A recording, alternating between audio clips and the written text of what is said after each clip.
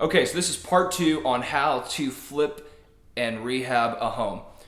In the first part, we talked briefly about how to find the property and then developing a plan for the rehab while you're under contract waiting to purchase that property. And I guess the last thing that really should be said, that contract period can be extremely brief and really short. Like, I've closed homes in like 3 to 5 days from finding the home to it's mine. So you need to have your plan in order and very efficiently move through, do your due diligence, and line up your contractors, because unless you're buying this home cash, even if you are buying this home cash, the time you spend owning the home is the time you're losing money. You're paying taxes on it, you're paying insurance on it, and the home's not being sold, and your money is tied up, or someone else's money is tied up, and if it's someone else's money, you're gonna be paying lots of interest most likely. Nobody likes that, but cost of doing business. So the shorter period of time you own the home when you're trying to rehab and then sell it, the better. Condense that down as much as possible. So make your plan while it's under contract, and you got to be sometimes very efficient with that, and because the closing times can be very short. But now you own the home, it's closing day. I have my guys literally out there as soon as it funds. Like, I have my demo crew ready to roll as soon as the home is mine.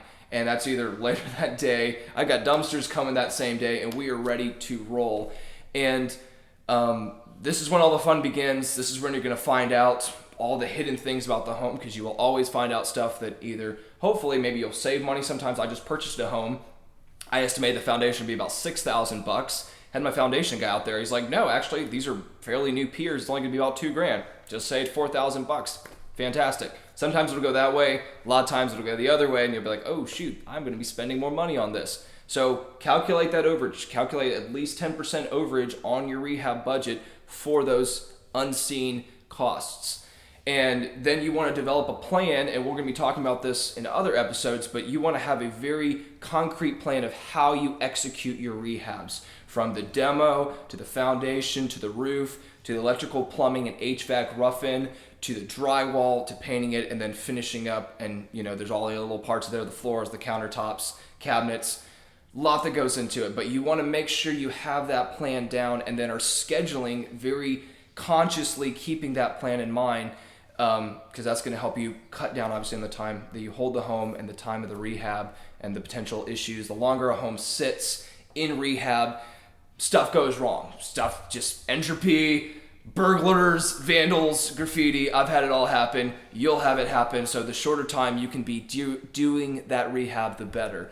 And then the home's ready to go. And I guess a big point on the rehab is you need to not over or under improve a home for the location it's in. And what I mean by that is, depending on whether you're buying a $500,000 home or you're buying a $100,000 home, the kind of finish out and the level of work you're going to do that home is going to be dramatically different. And if you go and put in level 4 or 5 granite on a $150,000 home, it's going to look great, but you are throwing money away by doing that, because you're not going to get that out. The level of buyer isn't going to pay extra for this really pretty whatever you put in the home. And on the opposite side of that, if you put really basic stuff in a $500,000 home, the people are going to have a ton more options at that price point and are going to be very hesitant to buy stuff if it's not improved to the level they expect on that price point. So know the area. That's super important, because their geographic areas will have caps on them, and you won't be able to sell a home for more than that area cap is. So be aware of that, but then don't over and under improve. You gotta find that sweet spot and look at other stuff that's been rehabbed and sold in the area. Look at what new builds are going into that area to kind of get a gauge on what is an appropriate level of finish out. That's a huge thing that I see people doing regularly, and I've done it. And usually it's over improving is the problem that I think most people have, because you want it to make it look as nice as possible. You want to go the extra mile, but it's okay if this is a hobby for you. This is a business for me. I'm doing this to make money and keep the lights on, and I'm here to maximize my profit. And it's as simple as that. So when the home is rehabbed, you got to find a good realtor. Most likely you're not going to want to for sale it by owner. It can work. There's a ton of studies and information out there that shows you will, even though you're paying the realtor fees, you'll come out behind because the home will take a lot longer to sell, and you will usually not be able to get as much for it as if you have a real estate agent representing you. So I would definitely recommend going and finding a good realtor. It's very possible to work out an arrangement with them where you're like, hey, I'm an investor. I'm going to be doing lots of properties. This isn't a once every 10-year thing for me. What can we do? I want to work out a relationship with you over a longer time period to have a better deal on the commission that you're going to be paying them. So have those conversations and then get it sold. Get it on the market.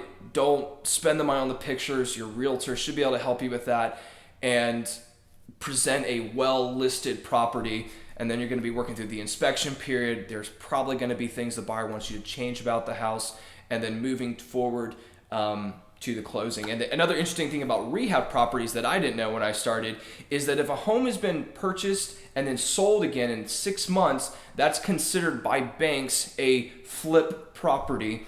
And that can mean a couple different things, especially with the appraisal, and you may be required to get a second appraisal even if the first one's good. So be aware of that and some of the issues you may have to deal with that. And it usually works out fine, and depending on the lender who the buyer's using, it usually isn't that big of a deal. But again, knowledge, being forewarned is forearmed, whatever they say, something like that. And so just be aware that you may have to deal with a couple of things, because banks will be realizing this home was recently purchased and recently sold. They know it's being flipped. That's not a bad thing, illegal or anything like that, but it may bring in some slightly different challenges while you're dealing with the closing process. So that's a basic overview of what you're going to be doing when you're finding a property, rehabbing, and then selling a property. Shoot me some comments. I'd love to answer questions, and we're going to be diving way deeper in all this stuff in future episodes.